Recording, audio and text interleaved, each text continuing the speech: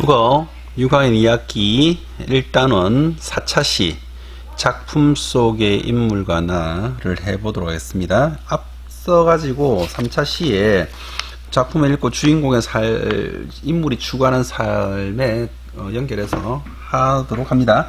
교과서는 43쪽이에요. 허련은 그것을 황송하게 받아 꼼꼼히 읽고 살폈다. 근데 그것이라는 것은 앞에 나와있던 추사 김정희 선생님이 주신 화첩을 말합니다.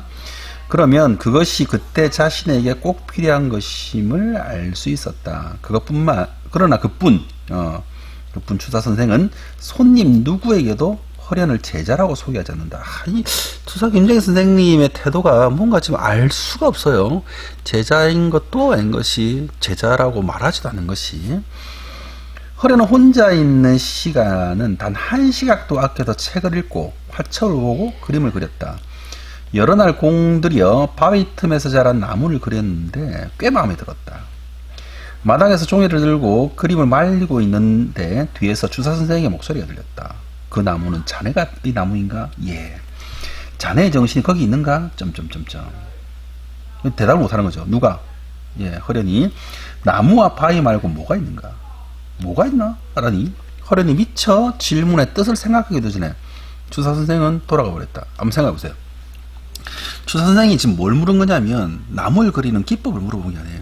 왜 나무를 그렸으며 나무를 그렸던 당신의 의도는 무엇인가를 물어본 겁니다.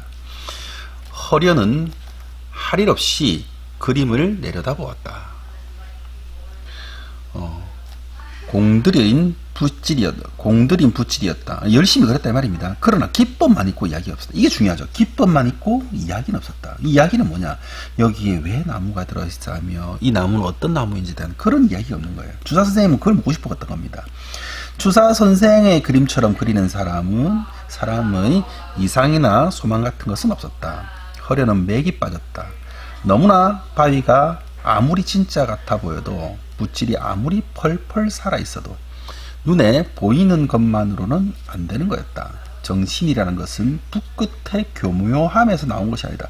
정신이라고 하는 것은 그 그림에 남겨져 있는 정신이라고 하는 것은 우리가 붓끝의 교묘함이라. 여기 이 표현 참 재밌어요. 붓끝의 교묘함이란 것은 무슨 기술이나 기법이 아니라는 거예요. 그건 그리는 사람의 마음 속에 있는 것이 손을 타고 붓을 지나서 나오는 것이라고밖에 말할 수 없었다. 이게 무슨 말이에요, 이게? 이게 어떻게 마음이란 것이 손을 타고 붓을 지나서 나오는 거다. 참 이게 어려운 말들이 겹쳐져 있습니다. 며칠 동안 44쪽을 하고 있습니다. 며칠 동안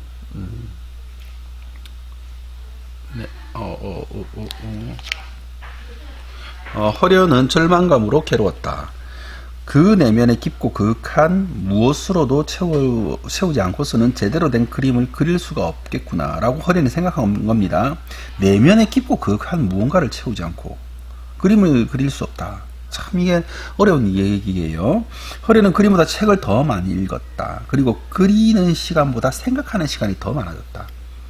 나는 나무에 어떤 의식을 넣어 내 나무로 그릴 것인가? 어떻게 내 바위를 그릴 것인가? 이 모란은 내 모란인가? 아닌가?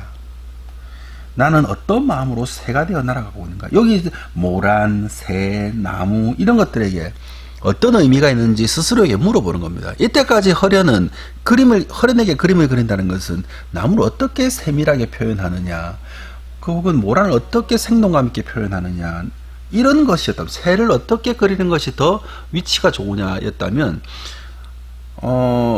김정희 선생님이 말씀하신 그것에 충격을 받은 것은 무엇 때문에 그림을 그리느냐에 대한 아주 원론적인 얘기, 우리가 들어도 좀 이해가 안 되는 그런 얘기들에 지금 고민에 쌓인 겁니다.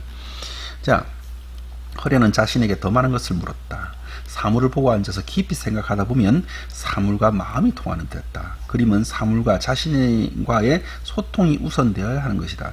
이게 지금 보면 허련에게 있어 가지고는 그림을 그리는 것에 대한 기법보다는 왜 그것에 대한 의미가 더 중요하게 여기는 거예요. 월성위궁에서 종이를 먹으로 채우면서 계절이 휙휙 지나갔다. 시간이 많이 흘렀다는 뜻이죠. 먹을 가는 시간은 마음을 닦는 시간이기도 했다. 먹물이 까맣게 뼈를 채우는 동안 마음은 차분히 가라앉고 내면 깊은 곳에서 그림에 대한 열정만 오롯이 솟아올랐다. 고 되어 있습니다. 학문이 날로 깊어졌고 그림을 보는 안목도 높아져만 갔다. 허련의 기쁨은 뿌듯함에 종일 쉬지 않아도 힘들 줄을 몰랐다. 마음먹은 대로 안 되어 괴로울 때가 더 많았지만 그 괴로움조차 기꺼웠다. 은근히 기뻤다는 뜻입니다. 자신의 그림을 볼 줄 아는 안목이 없어 괴로워할 줄도 몰랐던 시절을 생각하면 지금의 괴로움은 오히려 이제 눈이 뜨였음을 보여주는 증거였다. 힘들긴 한데 이제 무엇 때문에 해야 되는지 알기에 그렇게 힘들다고 생각 안 한다 이 뜻입니다. 아주 가끔이지만 주사 선생이 허련의 그림을 보고 고개를 끄덕이기도 했고 비판하기도 했다. 호된 악평을 들어도 허련은 행복하고 황홀했다. 그러니까 스스로 뭔가 발전하고 있음을 느끼기 때문에 이런 생각을 하는 겁니다. 어느 날 주사 선생이 물었다. 자네는 종묘라는 사람을 아는가? 예. 해서체의 대가로 알고 있습니다. 해서체라고 하는 것은 정자로 쓰는 글씨체를 말합니다. 그는 잠을 잘 때도 이불에다 손가락으로 글씨를 써대서 이불이 너덜너덜해졌다고 하더군. 그러니까 연습을 어마어마하게 했다는 뜻입니다. 예, 그만큼 연습을 해야 대가가 되는군요. 뭐든 미친 듯이 하지 않고서는 큰 성취를 얻을 수 없네. 허련은 깊이 알아듣고 고개를 숙였다. 붓이 1000개쯤 뭉뚱하게 만들어봐야 그림이 뭔가 알게 될 거였어요. 뭐예요 이게? 그림 그리는데 붓이 이게 쓰고 닳아가지고 1000개쯤 뭉뚱하게 만들어보면 그림이 뭔가를 알게 될 거다. 우리는 평소에 그 붓이 뭉뚱하게 그림을 그려본 적도 없는데 이게 1000개나 뭉뚱그려야 된대요. 어마어마하게 해야 된다는 거죠. 주사 선생이 홀린 듯 말하고서는 돌아서 갔다. 허련은 몽당붓을 들고 물끄러미 보았다. 이제 겨우 한 걸음을 뗀 것 같았다. 이런 게 1000개가 나와야 된단 말이죠. 1000개 넘어 붓이 닳으면 허련은 쓰고 또 썼다. 그리고 또 그렸다. 주사 선생이 행장을 꾸렸다. 행장이라고 하는 것은 여행할 수 있는 그런 물건과 차림을 행장이라고 합니다. 멀리 문경에서 비석 하나가 발견되었다는 소식을 듣고서였다. 벌써 6번째였다. 주사 선생은 종이와 목을 들고 방 안에 앉아서 쓰기만 하는 사람이 아니었다. 깨진 비석 조각 하나를 발견되었다는 말을 들으면 그냥 넘어가지 않았다. 멀다 않고 찾아가 거기에 쓰인 글씨를 탁본해왔다. 탁본이란 것은 비석이나 기와에 새겨진 글씨를 이렇게 본을 뜨는 겁니다. 그리고는 옛 책들을 뒤지며 그 서체를 연구했다. 그러니까 요거는 탁본이란 것은 비석에 쓰여 있는 글씨체를 벗겨내는 건데 왜 벗겨내느냐? 그러니까 지금처럼 이렇게 막 옛날에 문헌이나 그런 것들이 많이 남지 않았고 특히 글씨에 대한 서체는 많이 남지 않았기 때문에 비석에다가 이제 새길 때는 글씨를 이제 어떤 대가가 썼겠죠. 그 쓰고 난 다음에 그걸 이제 석공들이 돌에다가 새겨 넣은 것을 떼내면 지금과는 다른 서체를 발견할 수 있고 그런 발견한 서체를 연구하는 것이 김정희 선생님의 연구였어요. 비석에는 수백 년 전에 다양한 서체가 쓰여 있기 때문이다. 서둘러 떠나는 주사 선생의 발걸음이 한 청년의 걸음보다 힘차고 가벼웠다. 기대감으로 환하게 빛나는 얼굴 표정 또한 청년 이상이었다. 이번엔 또 어떤 걸 찾아오실까?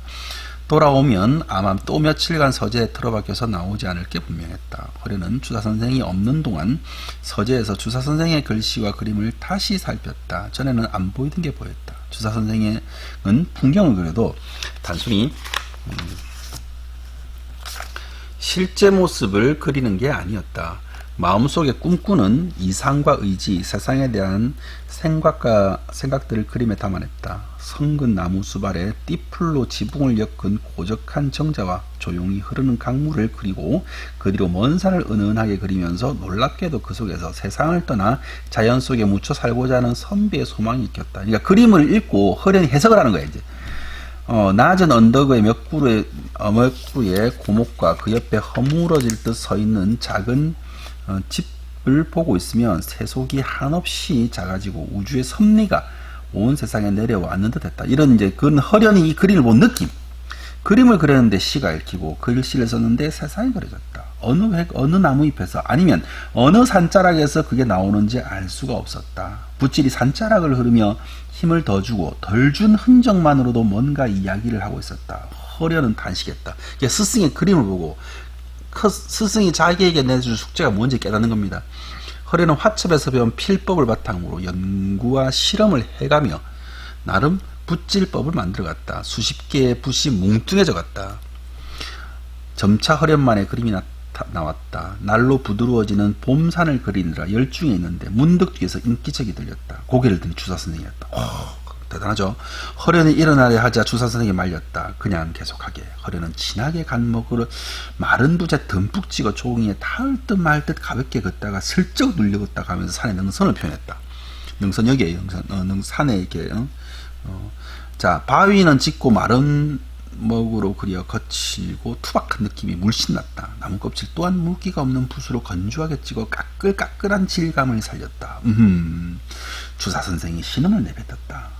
허련히 돌아보니 주사 선생이 체면도 있고 옆에 쪼그리고 앉아 옆에 쪼그리고 앉아 그림을 뚫어지게 보고 있었다. 입술 사이로 탄식이 새어나왔다. 하하, 건조하기는 마치 가을바람 같고 부드럽기와 윤택하기는 마치 봄비어 같구나. 줄기는 힘이 있고 잎은 생명력이 넘쳐. 허리는 주사 선생의 칭찬에 으쓰겠다. 먹이 몹시 진하구나. 예, 물기가 없는 마른 붓을 썼습니다. 진한 먹의 마른 붓이라 뚜렷하면서도 깊은 분위기를 나타내는구나. 달을 그리거나 경계를 표현할 때도 이런 붓질을 사용합니다. 이런 붓질법은 어디서 배웠느냐? 그냥 제가 본 느낌을 표현하기 위해 나타내기 위해 이렇게 저렇게 하다 보니까 주사 선생의 눈이 살짝 커졌다. 놀랐다 이 말입니다. 놀랐다. 계속해보거라. 허리에 붓을 들어 이번에는 잎 달린 작은 나무 몇 그루를 그렸다. 주사 선생이 고개를 끄덕이더니 붓을 들었다. 허련히 종이 한 장을 깔아 사방에 눌러 주사 선생이 그릴 수 있도록 마련했다. 주사 선생은 목을 찍어 조심조심 붓질을 냈다. 힘 조절에 신경 쓰느라 주사 선생 손등에 핏줄이 섰다. 그러니까 살짝 칠하는 것 같지만 실제로는 엄청 신경을 썼기 때문입니다.